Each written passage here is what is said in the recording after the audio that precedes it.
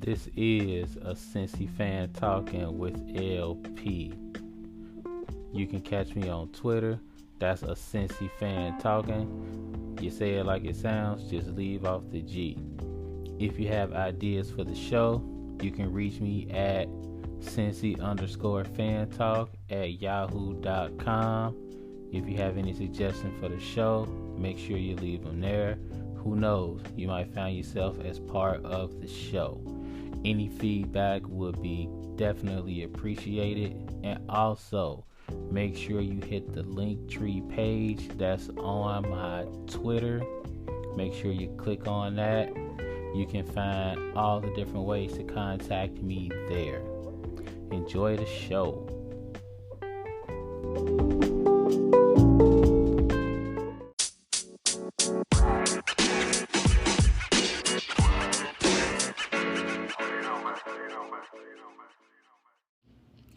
What's up, podcast gang? What's up with y'all out there? Welcome to another episode of a Cincy fan talking with LP. And of course, this is yours truly, LP. I hope y'all chilling. Hope everybody getting well rested, having fun, taking vacations, doing y'all thing in this summertime heat. Why is it so hot? It's ridiculous out there.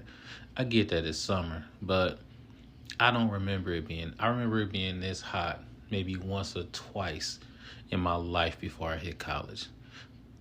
It's ridiculous out there. So stay safe, stay hydrated, make the AC your best friend, like central air, AC unit, whatever you got to do. A whole lot of Sprite, whatever you got to do. And I hope y'all stick and stay for a good half an hour. Listen to your boy while I spit what I got to spit and get it all out.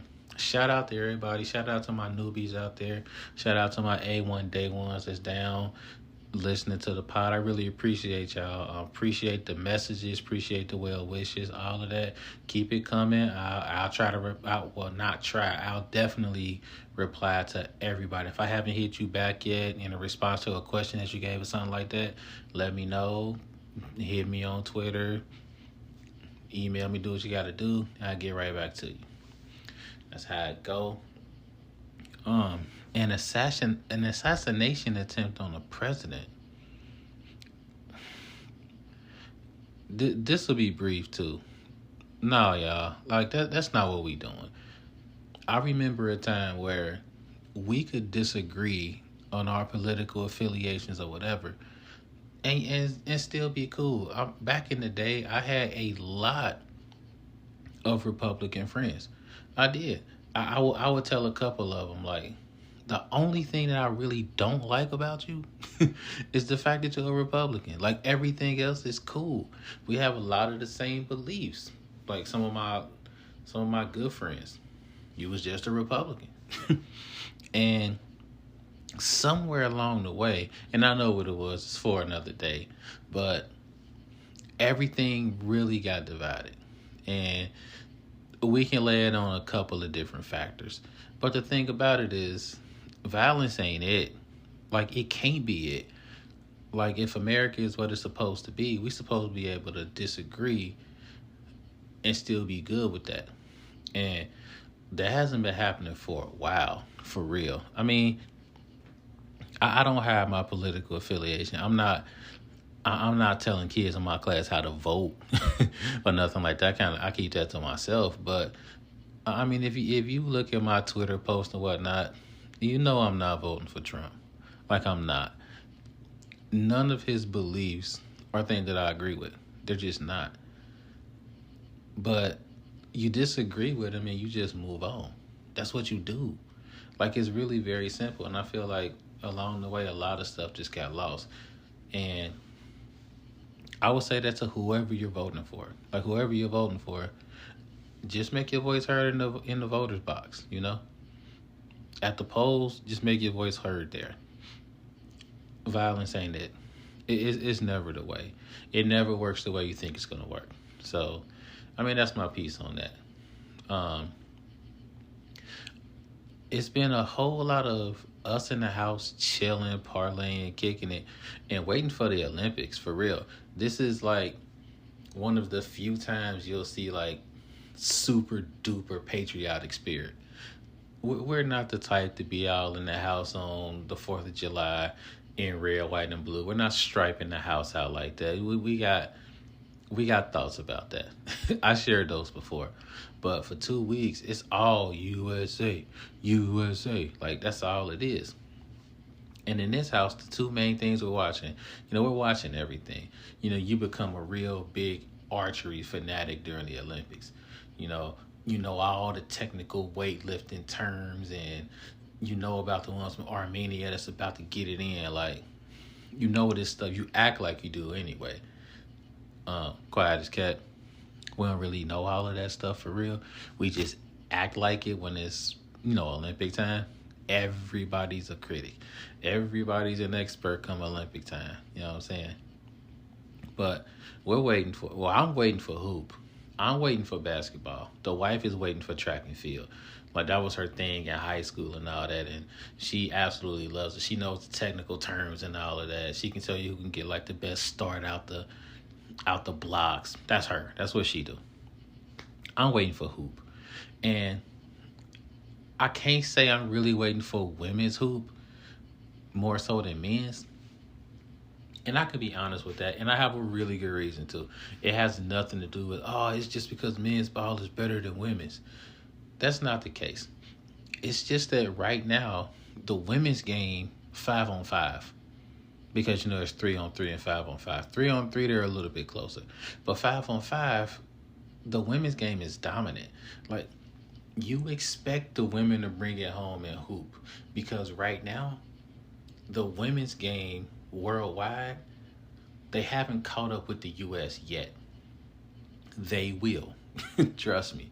But right now, they haven't really caught up with them. So I won't say it's a walk in the park, but expect the ladies to bring it home. I'm watching, definitely. But I expect them to bring it home. I won't say that I'm not expecting the men to bring it home, because I kind of am. But it's so much more difficult for the men. And it's not because they don't have a good squad. They have a dynamite squad. And unlike a lot of other years, they actually paid attention to how to construct the team. Instead of just going with, okay, we just going to get the best 12 guys and we're going to run it up. Like a pickup game. Nah, it don't work that way, especially with these FIBA rules. They really thought about who they're putting on the team. They put Embiid on the team. They put some big guys on the team to make sure they had folks that can muscle up before they surround them with 3-point shooters and people that can play defense. That's smart, because the international game is quite physical. And the thing about it is, if you look at the NBA now, a lot of the stars are foreign. Giannis, Jokic, Karl Anthony Towns played for Puerto Rico, I do believe, or Dominican Republic, something like that. I know he's not playing for the U.S. though. Luka Doncic. A lot of the stars now are foreign born. So that means when you get into Olympic play, you're going to be playing against the best of the best across the world now. That's how it's going to be. And then you combine that with the fact that these teams play with each other for years. You'll see the same players on Puerto Rico or Australia for years and years. They know how to play with each other. Whereas with the U.S., you have to wait for the NBA season to be over with and stuff like that. So the U.S. is working with a few disadvantages. And let's not forget the fact that these are not rules that the NBA players are used to. They're not used to being able to just knock the ball off the rim as soon as it touches the rim. They're not used to that. A lot of these foreign players, they're used to that. Those are the rules that they play with. I've long argued that the NBA should use FIBA rules because of stuff like this. It'll make it a little bit easier. Imagine doing your job the same way for years and years and years, and then you go somewhere else and you have to do it differently. Same job, but you got to do it a little differently. There's an adjustment period you got to deal with. That's what the U.S. is going through. I do expect them to bring home the gold. It will not be easy. If you see some 8-10 point games, if you see the U.S. going to overtime or something like that, breathe easy. It's part of the process, okay? The goal is to bring home the goal. All of these games will not be a walk in the park. They're gonna have some tough games. So just kind of prepare for that. And as far as track and field, that's all of our stuff. But the wife she just loves that. So we'll definitely be peeping that. Actually, we watched I guess you can call it a documentary on Netflix. It was called Sprint, where they follow Noah Lyles, they follow Sha'Carri Richardson, and they follow athletes from other countries. Sharika Jackson from Jamaica, some sprinters from Great Britain, and they followed them for a full year leading up to the Olympics. I thought it would be better than what it is, I gotta say. And the wife had a really good point about this. Whenever the women sprinters were talking, even the ones that were not from the US, it was engaging because there's a real rivalry between the US and Jamaica when it comes to sprinting. It's real. It seems to be respectful for the most part, but the Jamaican sprinters are so good and the US sprinters are so good. So it's that rivalry that's there between them.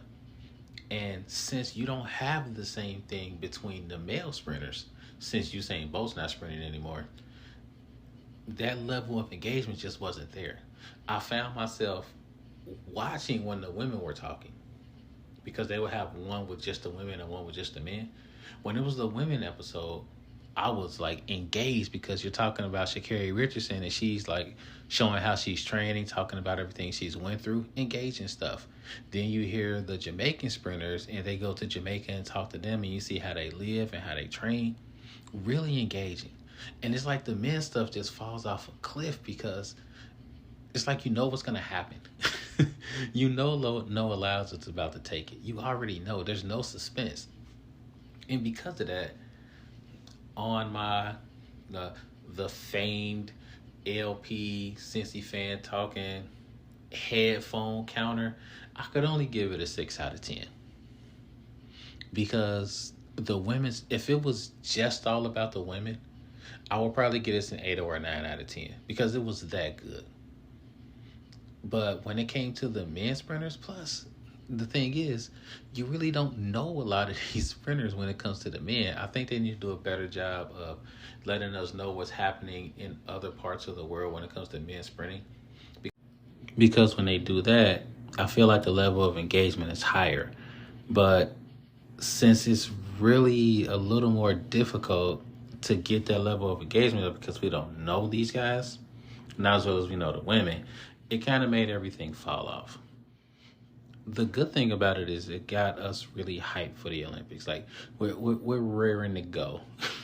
It also means we're about to go ahead and have to deal with Peacock. I am not a Peacock fan. If you listen while I was discussing this during football season, year before last, then you know what I'm talking about. I'm sure I'll delve into this a whole lot more during the course of the year because Peacock, it irks my soul. I don't know why they don't put the same, you know what? Not even about to go into it right now. I'll stay focused, all right? Trying not to dive off into a tangent on y'all, but yeah, not looking forward to all the Peacock, but ready for the Olympics though. I think this will be the last time I discuss Caitlin Clark and Angel Reese together when it comes to beef for a while. Man, I made the mistake of simply saying that how I felt it on Twitter last week. I think I was telling y'all about this before. There's this play where Caitlin Clark lowers her shoulder and just truck sticks the defender. Absolutely truck sticks the defender. Some folks said, it could have went the other way. It could have been a blocking foul because the defender kind of jumped up and got in her way, tried to plant her feet or whatever. The referee called it a defensive foul. Somebody posted it, asked for our opinion, so I kept it a buck. I'm like, hold on, y'all, hold on. All right. So I kept it a buck. I'm like, this is an offensive foul for real because once you lower that shoulder, usually that's a foul on the offense. And then she used her plant leg to kind of just plow homegirl over. I'm like, that's a foul. Now, that's really all I said. I mean, I got into some technical stuff about how you're supposed to get in the triple threat and all that so you can show that you had the positioning. But I kept it technical because for me, I like Caitlin Clark. I think she's a bomb player. We've discussed this before. I like Angel Reese. I don't know how Angel Reese became a part of this, to be honest. But I had people all in my mentions for a solid 2.5, 3 days. You just don't know who. I can take that. You don't agree. You say I don't know who. I'm good with that. That's because you don't like Caitlin Clark. And that's because you racist. And I bet if it's Angel Reese, I'm like, whoa there. Somebody told me I had an agenda and they hated MS with agendas. I'm like, I tweeted this back. I'm like, hold on. So because I think Caitlin Clark fouled somebody, I have an agenda? Oh my goodness. Y'all look. And then here's what made me kind of go like, okay, so I'm not crazy. Angel Reese posted some stuff and had like an interview where she was like, I like Caitlin Clark. I think she's a great player, We just trying to beat each other. And I'm like, cool. So I'm not tripping. So I do understand that we're talking sports and we're talking hoop and it's just one player trying to beat another player.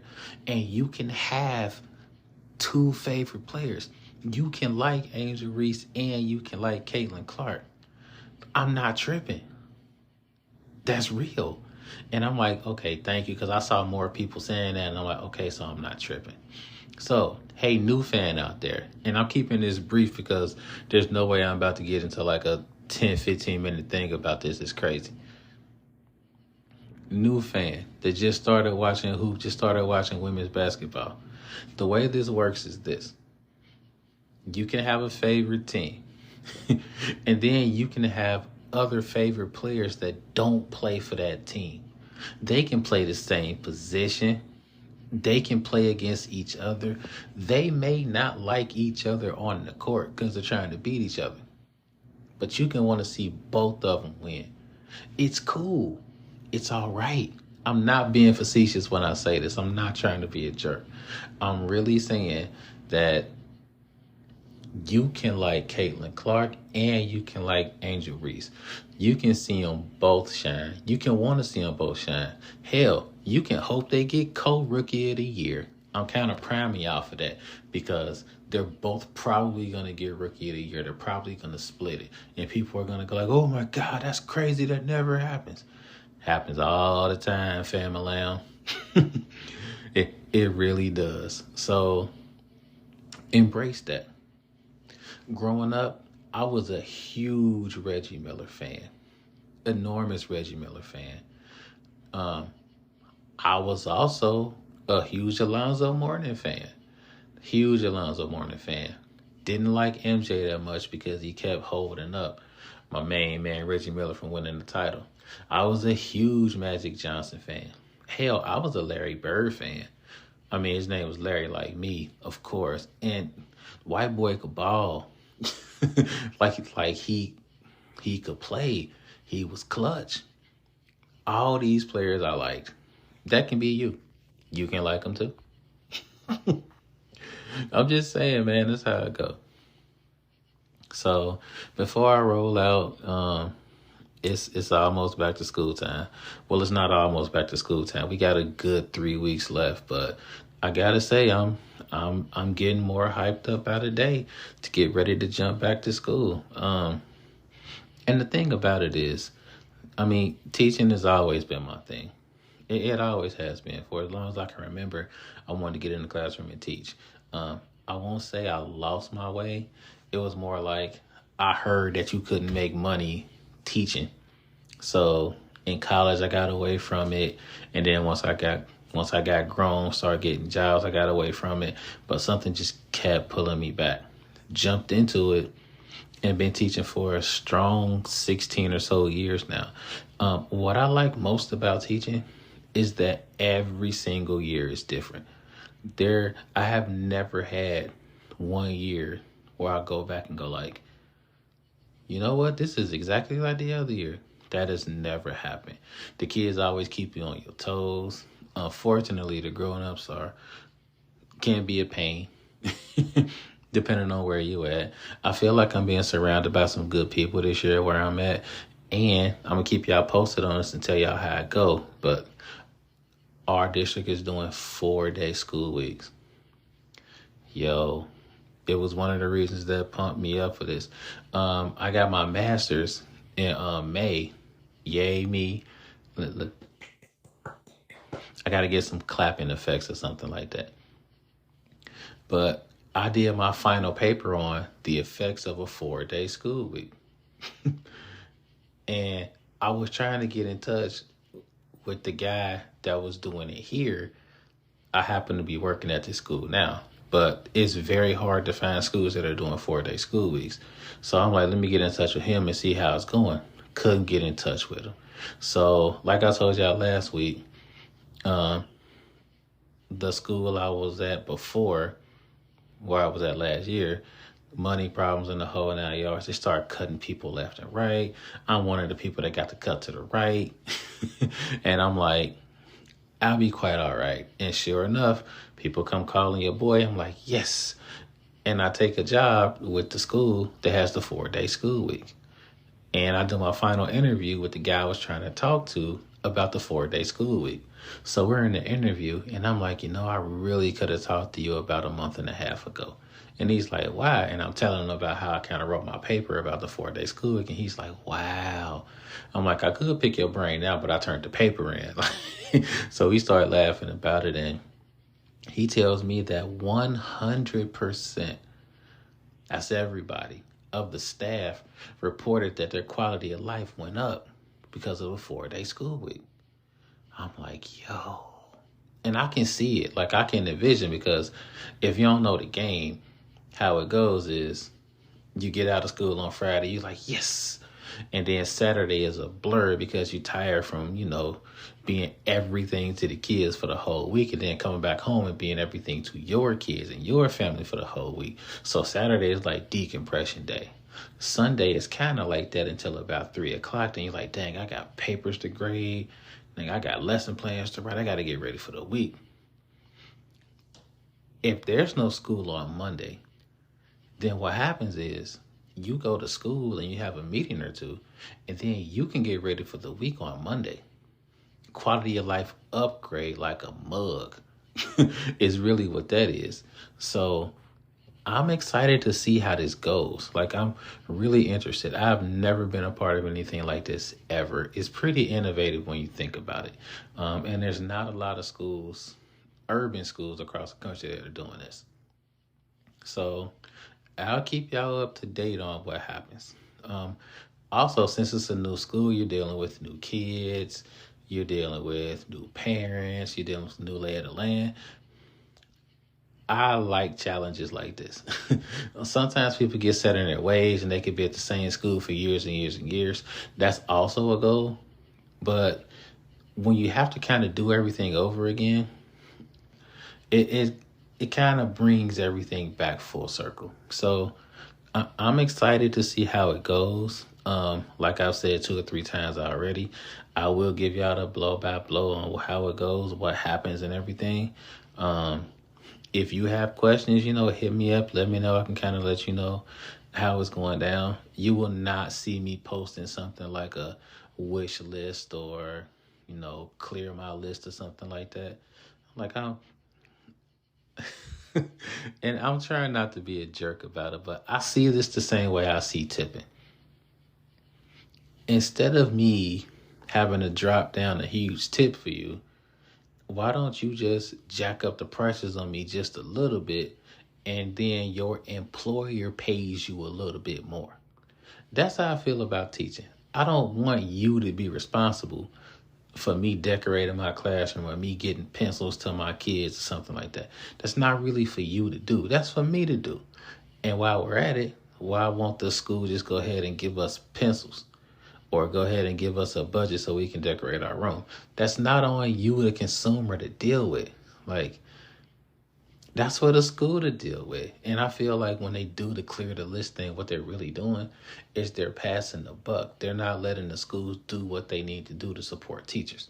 That's my problem with the whole clear the list thing. It has nothing to do with people begging for money or anything like that. I just don't like the whole passing the buck thing. It is not your job to take care of my classroom. I got this part. I just need you to do what you need to do, support what I do in the classroom. Make sure the kids get sleep. Let the kids know to stay off their phones. Support me if I call you and I'm like, yo, John won't stay off his phone. I'm not telling you this so you can get on his case and yell at him and stuff like that. But when I say, hey, I need you to get off your phone, and he says something like, no, but my mama calling, let him know, hey, you at school. Call me back later. Click. Just support me like that. That's all I really need. It's a lot of stuff going on in school nowadays. We got this new bill that's telling kids that they can't use their phones at all until the end of the day in the classroom. So that's going to be a joy. It's going to be a really interesting year. So I'm not ready for summer to end. Not by a long shot, but I'm anxious to see how it goes. So, hey, we'll see. Hey, don't worry about picking your side for Caitlin Clark or Angel Reese. You won't hear me say it no more. Be pro USA at least for the next 2 weeks. Do the chant, USA, do all of that, and respect people's vote, even if you don't appreciate or like their vote. Just respect it. You know what I mean? We don't really have to agree. That's not the goal of what I thought democracy was. It's not really about agreeing. It's more like you agreeing to disagree, and you not trying to shoot each other, I guess. I don't know. Hey, we out for this week. Next week, I got more stuff for you. I don't really know what it is yet, but I do got a couple of plans, so we'll kind of see how it goes. As always, man, if you need to hit me, you can hit me on Twitter. You can email your boy. You hear all that in a little bit, but until next week, it's your boy LP, and I'm out. Life is good. Catch y'all next week. Peace out.